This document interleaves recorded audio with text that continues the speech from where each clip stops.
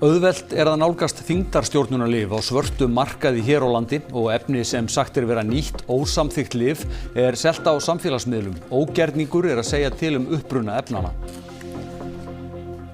Reykjavíkurborg hefur samþykkt framsal fjölda bensínstöðvarlóða sem hafa gengið kaupum og sölum. Virði einnar lóðar jókst hálfan milljarð án þess að nokkuð væri byggt á reitnum. Fyrstu farþegarnir á skemmtiferðaskipinu Hondiusi sem komið til Tenerife voru fluttir til síns heima í dag. Mikill viðbúnaður var á eyjunni. It's been incredibly smooth, no complications at all. Akureyringar vilja að byggingar rísi hraðar og að lífgað sé upp á miðbæinn. Eins megi sveitarfélagið gera betur í þjónustu við börn og aldraða.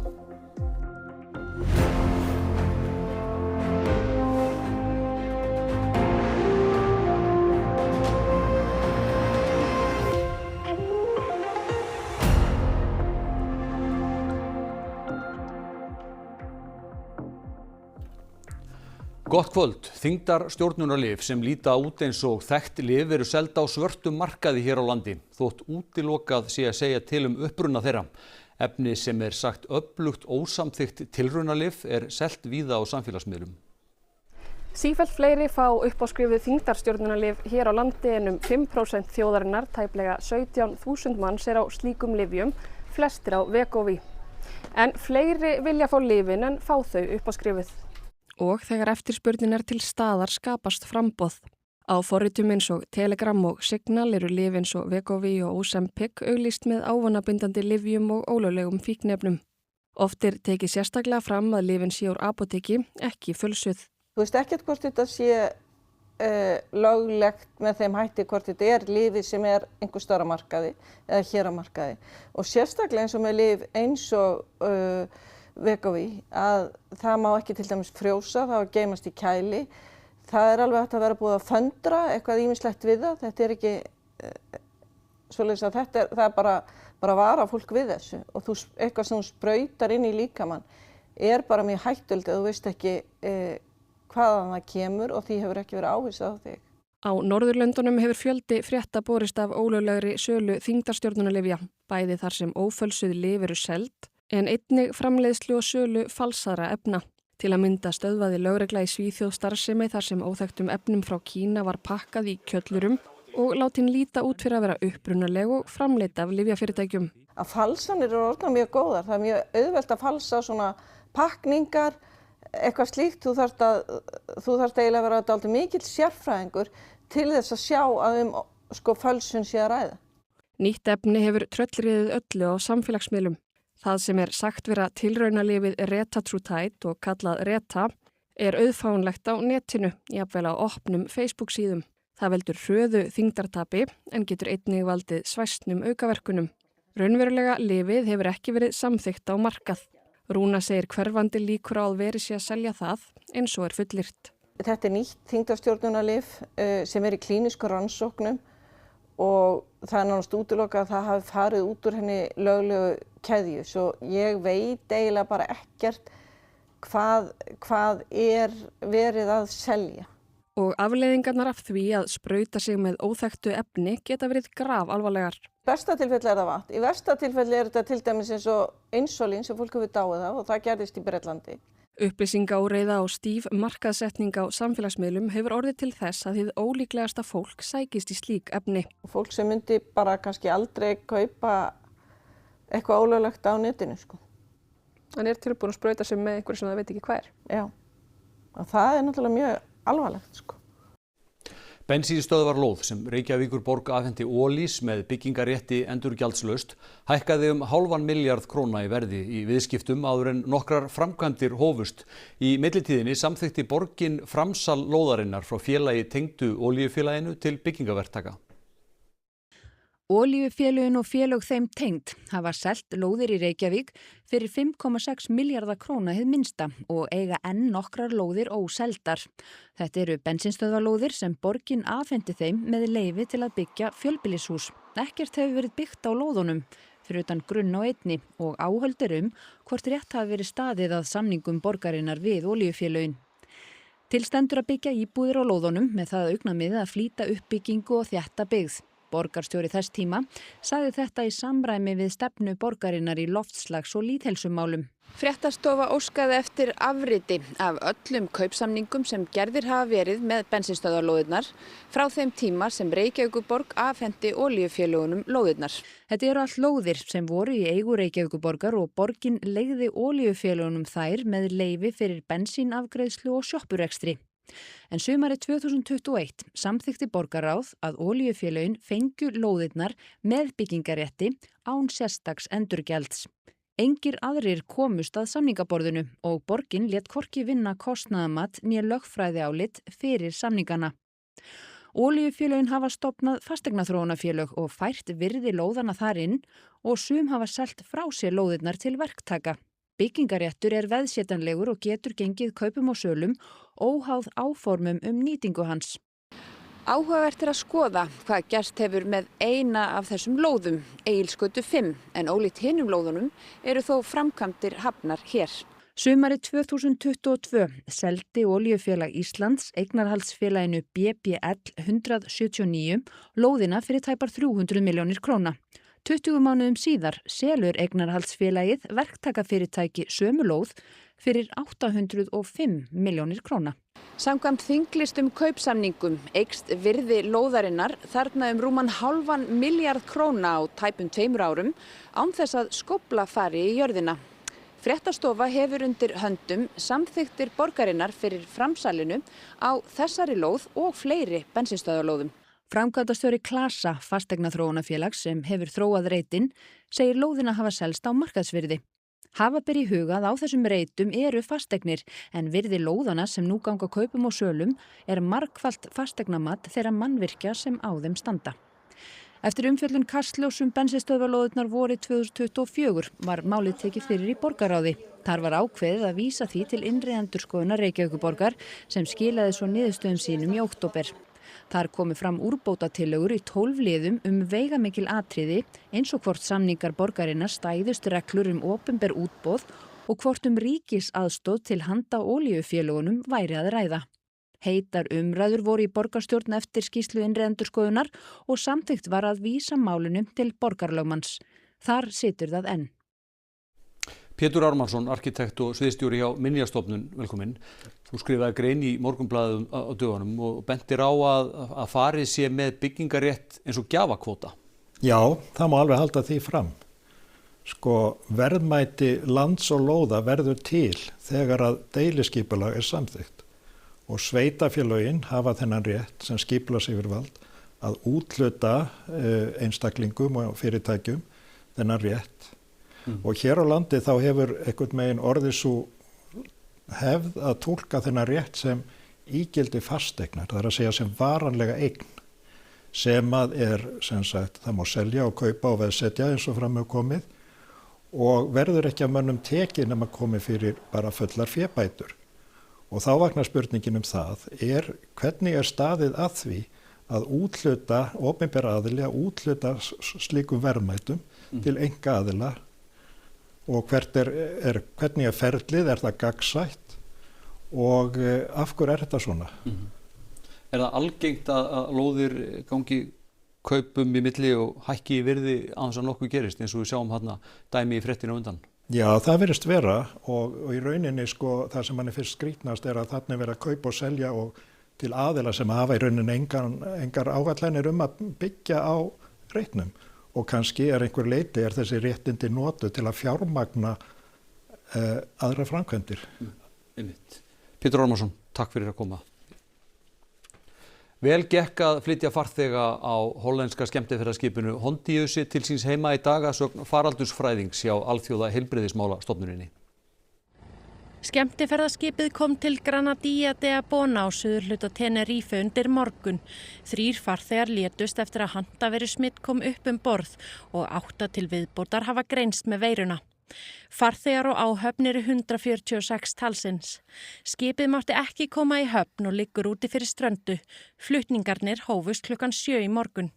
It has gone incredibly smoothly. The Spanish health authorities have really had a very precise response to each component of the evacuation of the passengers and crew. They boarded by their nationalities in small boats, a few at a time, and were brought to the port because, as you can see, the ship is behind me and is not alongside. Farþegarnir voru allir klæddir í hlífðarbúnað og fóru með rútum út á flugvöll í nágrenninu. Þaðan var þeim flogið til síns heima. Allir farþegar og áhöfn skipsins voru einkennalaus. Búist við að síðustu farþegunum verði komið burt á morgun. It's been incredibly smooth, no complications at all, and I think everyone here is very reassured, very happy that things are going smoothly, but especially the passengers and crew that have been through a lot this past little while. Pavlin segir ekkert óvænt hafa komið upp í þessu hópsmiti. What is unusual, of course, is the fact that this is a cruise ship. There's never been a hantavirus outbreak on a cruise ship. We are familiar with dealing with cruise ship outbreaks in general. And even some people may recall that there were such incidents during COVID, but I need to stress that this is nothing like COVID. Það var viðbúnaður víðar en á Tenerife. Breski herinn kom manni til aðstoðar í gær sem talið að hafi smitast af veirunni. Maðurinn fór frá borði þegar Hondius kom í höfn á eyjunni Tristan da Cunha í Suður Atlantshafi miðjan apríl. Maðurinn býr á eyjunni en hún er afskeiktasta yfirráðasvæði Breta sem búið er á. Þar búa aðeins rúmlega 200 manns og þar er engin flugbraut. Breski herinn brá á það ráð að senda sjúkralið í fallhlífum á eyjuna ásamt rúmlega 3 tonnum af lækningavörum. Maðurinn er í einangrun og ástand hans er sagt stöðugt. Það eru 6 dagar í sveitarstjórnarkosningar og komið að því að líta á 7. stærsta sveitarfélag landsins, Akureyrarbæ. Þar búa yfir 20.000 manns, lang flestir á Akureyri. Sveitarfélaginu tilheyra líka 2 eyjar, Hrísey og Grímsey. Þar búa rúmlega 200 manns. Fulltrúar L-listans, bæjarlista Akureyrar, Sjálfstæðisflokksins og Miðflokksins hafa verið í meirihluta í bæjarstjórn á liðnu kjörtímabili og nú tefla 8 flokkar fram listum. Akureyringum hefur fjölgað í kringum 1000 á kjörtímabilinu og þeir sem urðu á vegi fréttastofu eru margir á því að þeir vilja sjá bæinn halda áfram að stækka og ný hverfi mættu rísa hraðar. Þá þurfa að spýta í lófana í byggingu íbúðarhúsa og íþróttamannvirkja og fá meira líf í miðbæinn. Það er náttúrulega bara áframhaldandi uppbygging sveitarfélagsins. Það eru skipulagsmálin og það eru atvinnumálin. Ég held að skólamálin séu svona á þokkalegur róli, en ef við ætlum að fá fleiri í bæinn þá þarf náttúrulega meiri atvinnu. Þetta er eiginlega bara helst í hug háskólan og meira kannski háskólalíf, eiginlega bara búa til kannski meiri kjarna eða eitthvað svoleiðis og gera þetta meiri part af Akureyri sem háskólabæ. Svo mætti að fara að gera eitthvað meira í miðbænum, finnst mér. Hvað myndirðu vilja sjá gerast í miðbænum? Já, eitthvað svona stærri, eitthvað verslan eitthvað og eitthvað meira fjör. Bara mesta leiti að láta, húsnæðisverð lækka, það væri geggjað. Svo er það þetta mannlega sem snertir okkur dag frá degi, nærumhverfið og hvernig við komumst milli staða. Og þjónustu við börn og eldri borgara. Akureyringum finnst mörgum að hægt væri að gera betur í þjónustu við elstu íbúana. Mér finnst eiginlega búið að gleyma svolítið aldraðir, þannig að mér finnst svolítið stórt eins og að fólk er að flytja í önnur bæjarfélög fyrir Alzheimer's, þannig að mér finnst það svolítið svona svæði sem við ættum að skoða. Hvað myndirðu vilja sjá gert svona í þjónustu fyrir aldraða? Bara fleiri heimili. Að hreinsa gangstéttina betur. Ég er einhvers sem labba alls staðar og það er oft illa að hreinsa svo það er enn sleipt á leiðinni niður í miðbæ á henni. Þá er það að við búum vel að öllum barnafjölskyldum. Það skiptir mig öllu máli. Hvað myndirðu vilja sjá gert fyrir barnafjölskyldur? Ég held að það sé mjög farsælt það sem Akureyrarbær hefur verið að gera varðandi barnvænt sveitarfélag, styrkja það, jafnrétti og menntun. Mér finnst það í rauninni bara að vera geðheilbrigði ungmenna. Það er að segja greiningaferlið tekur allt of langa tíma, lyf og svoleiðis er allt of langt ferli finnst mér. Þannig að já, mér finnst sálfræðingar ekki kannski vera rétta svarið inn í skólan en kannski meira svona bara samstarf með skólum og þá fagaðilum. Mér finnst mjög mikilvægt bara almennt að hlusta á ungmenni og það sem að þau hafa að segja. Mér finnst allt ganga best þegar það kemur að ákvörðunum varðandi ungmenni að taka kredit af því sem þau hafa að segja og leyfa þeim að vera partur af umræðinni. Bara heilbrigðiskerfið og elliheimilin. Hvað myndirðu vilja sjá gerast þar? Já, okkur vantar bara mikið af meiri plásum fyrir eldra fólki. Með að það mætti bæta við öldrunarheimilum og að myndist ekki einhverju biðlistar fyrir aldraða fólki að komast þar inn. Skortur á úrræðum fyrir ungmenni eldri en 18 ára sem glíma við fjölþættan vanda. Forsvarsmenn Hjaltastaða og Akureyri vonast eftir vitundarvakningu málefnið. Hjalti Snær Árnason hefði orðið 24 ára 9. maí en hann svipti sig lífi í fyrra.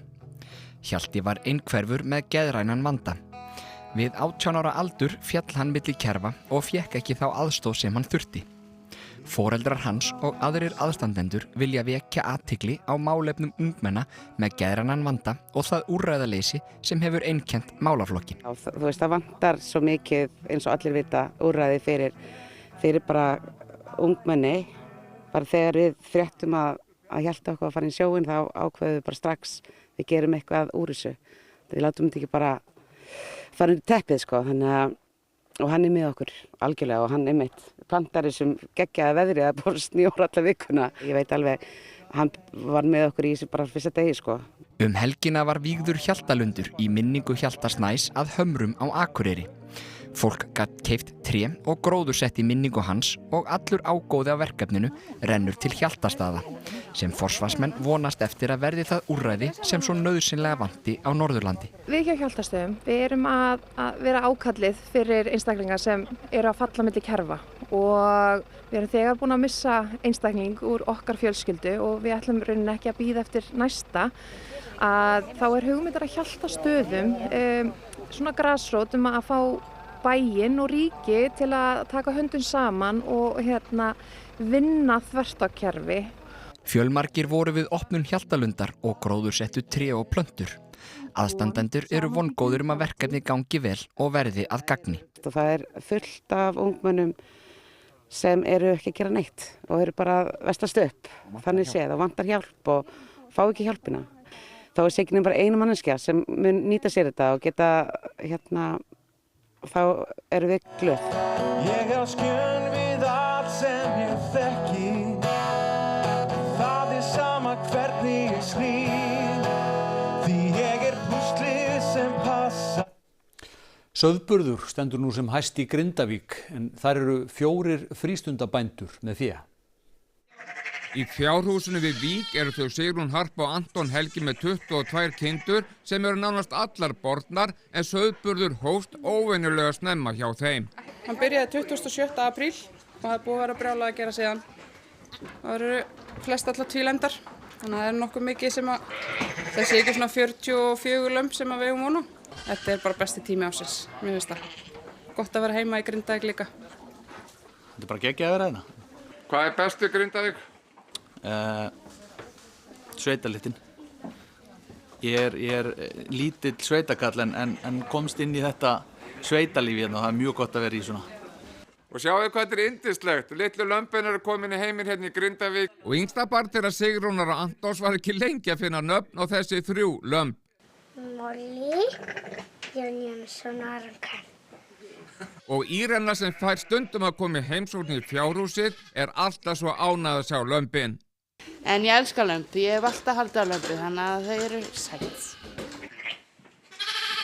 Þá að veðrið það verður suðvestanátt á landinu næsta sólarhringinn og má reikna með lítilsháttar vætu víða land í kvöld og nótt en á morgun mun helst gera úrkomu á suðvesturhorninu sem og norðaustanlands. Dregur smá saman úrvindi þegar líður á morgundaginn. Nánar veðrið að loknum íþróttum. Hlynur Andrésson gerði fína atlög að Íslandsmetin í maraþonhlaupi í Kaupmannahafnar maraþoninu í dag. Dramatíkin var í aðalhlutverki undir lokleiks hjá West Ham og Arsenal í ensku úrvalsdeildinni í fótbolta, þar sem mikið var undir hjá báðum liðum. Þáttaka var góð í Kópavogstríþraut Breiðabliks í morgun en þetta árlega mót var fyrst haldið árið 1996. Og svo úrslitað einvígi karla í körfuboltahafið. Eyjakonur byrja með látum í bestu deildinni í fótbolta og við komum víðar við í íþróttum hér eftir fréttir. Auðvelt að nálgast þyngdarstjórnunarlyf á svörtum markaði hér á landi og efni sem sagt vera nýtt ósamþykkt lyf selt á samfélagsmiðlum. Ógerningur að segja til uppruna efnanna. Reykjavíkurborg hefur samþykkt framsal fjölda bensínstöðvarlóða sem hafa gengið kaupum og sölum. Virði einnar lóðar jókst 0,5 milljarð án þess að nokkuð væri byggt á reitnum.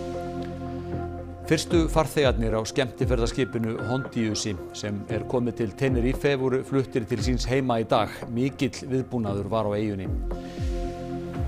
Akureyringar vilja að byggingar rísi hraðar og að lífga sig upp á miðbæinn. Eins megi sveitarfélagið gera betur í þjónustu við börn og aldraða. Þessi fréttatími á enda en við ljúkum honum með því að líta í guðsþjónustu í Guðríðarkirkju í Grafarholti í Reykjavík í dag. Þar var stjörnustríðsþema og mátti sjá allar helstu hetjur og skúrka myndana í sínu fínasta pússi í Drottins húsi. Verið sæl og megi mátturinn vera með ykkur.